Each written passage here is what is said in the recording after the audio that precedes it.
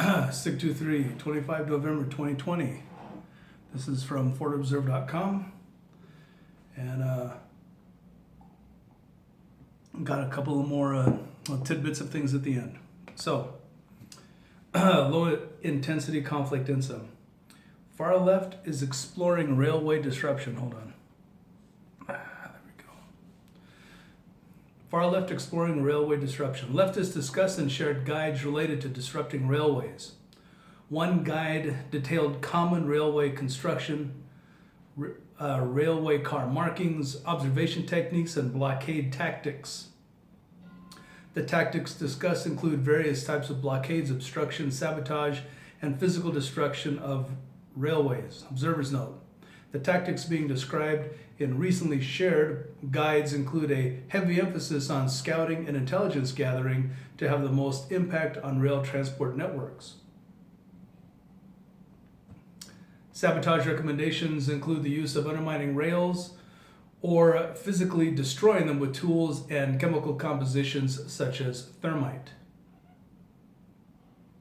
Also back in 2017, a train derailment in Washington state was blamed on anarchists. In fact, that was the third train derailment of 2017 that the observers had tied to possible anarchist efforts. At the time, they reported, quote, "My first thought was that anarchists had targeted a rail line carrying supplies to a pipeline project in the Dakotas and had unintentionally caused the Amtrak train to derail.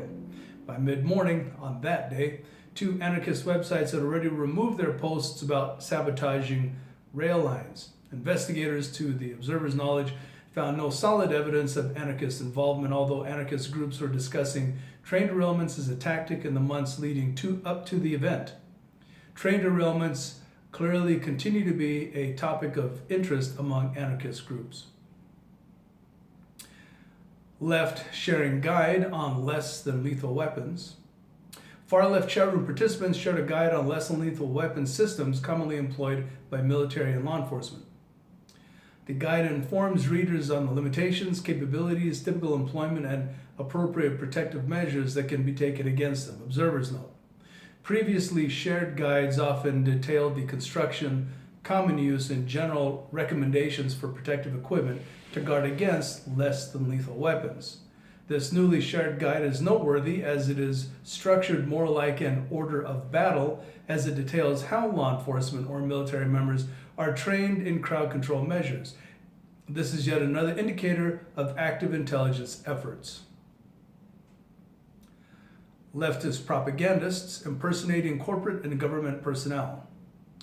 Far left chat room participants shared a manual on subvertising, which detailed how to access public advertising spaces to post propaganda. The manual recommended activists impersonate city workers and advertising agency personnel to access advertising spaces during normal daylight hours in public. Observers note. Obtaining or replicating the same uniforms of city workers and imitating minute details would be relatively easy. An increased capability in deception such as this would allow proto-insurgents to access not only ideal propaganda locations, but possibly leftist targets such as banks, law enforcement buildings, and surveillance system hubs. Of note, various leftist chat rooms have also shared information on how to construct time-delayed incendiary devices and how to defeat or control surveillance systems. Alt-right target race traitors for post-takeover violence. Alt-right chat room participants proposed violence against conservatives and alleged race traitors once the alt-right claims power. One contributor added that once Aryan power is established, members of the regime will be able to freely target for violence and expropriation of goods. Observers, though, much of this talk is predicated on the collapse of the United States. Accelerationists, those who propose acts of terror and catastrophic attacks to hasten the country's collapse, see this level of violence as the most expedient way to form an ethno-state in which so-called Aryans could seek revenge and gain control of political, military, economic, and social power. So the upcoming event calendar, keeping in mind it is the 25th of November. This first is from the 23rd to the 29th of November. Indigenous Resistance Coast to Coast, multiple cities. 26th November, this will be tomorrow. MAGA Thanksgiving and Counter-Protest, Chicago, Illinois. 26th November, F Thanksgiving, Antifa, Portland, Oregon. I would expect no less. 28 November, Stop the Steal, Pro-Trump, St. Paul, Minnesota. 28 November, Racists out of Raleigh, Antifa, Raleigh, North Carolina. 7 December, No More Pigs, the They Them Collective, Washington, D.C. 12 December, March for Trump, Washington, D.C. All right, so that's it for Fort Observer. This next is from the, I believe, the LA Times. Los Angeles Mayor Eric Garcetti said on Wednesday that he is authorizing the city to shut off utility services to properties where large parties and gatherings are held. CBS Los Angeles reports Garcetti said that starting Friday, maybe 2 days from now, the Los Angeles Department of Water Power will cut off water and power service in quote-unquote egregious cases where unpermitted large parties and gatherings take place. I wonder if that includes Thanksgiving.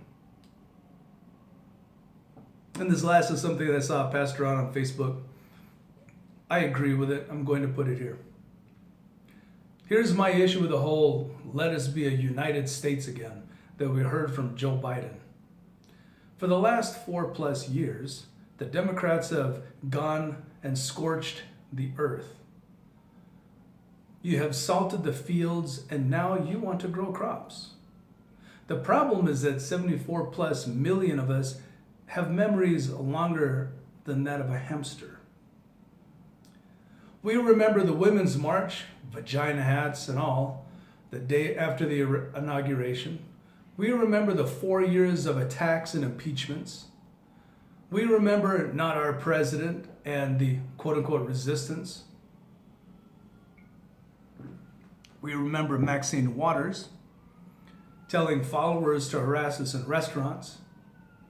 We remember the president's spokesperson being kicked out of a restaurant.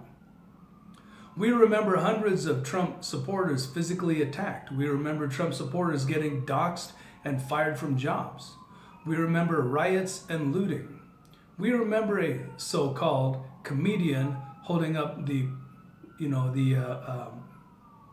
representation of the president's severed head.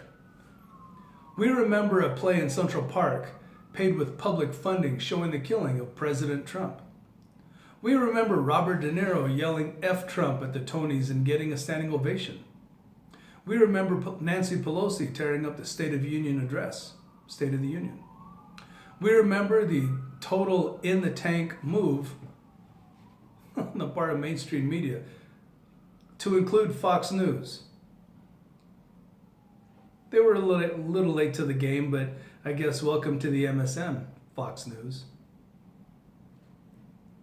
We remember the nonstop and live fact-checking on our president and his supporters. We remember nonstop in-your-face lies and open cover-ups from the media, and they still haven't covered anything about Hunter Biden.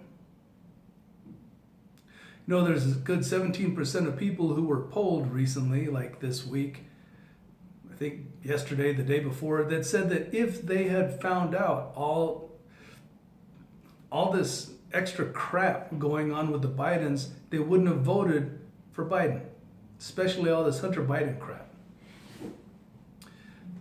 MSM, Fox News. We remember the president and his staff being spied on. We remember 5 senators shot on the ball field. We remember every so-called comedy show that turned into nothing but a Trump hate fest. We remember 95% negative coverage in the news. We remember the state governors asking and getting everything they asked for and then blaming Trump for their problems. We remember a Trump top aide verbally assaulted in 2 D.C. restaurants. We remember people banging on Supreme Court doors. We remember that we were called every name in the book for supporting President Trump. We remember that Hollywood said they would leave after Trump was elected, but they stayed. The list is endless, but you get the idea. So this has been an attack for 4 solid years. 2016. Yep, 2016 to 2020. And it's going to keep going because Harris has promised as much. No, there is no reconciliation. This is what you wanted. This is what you got. 623 out.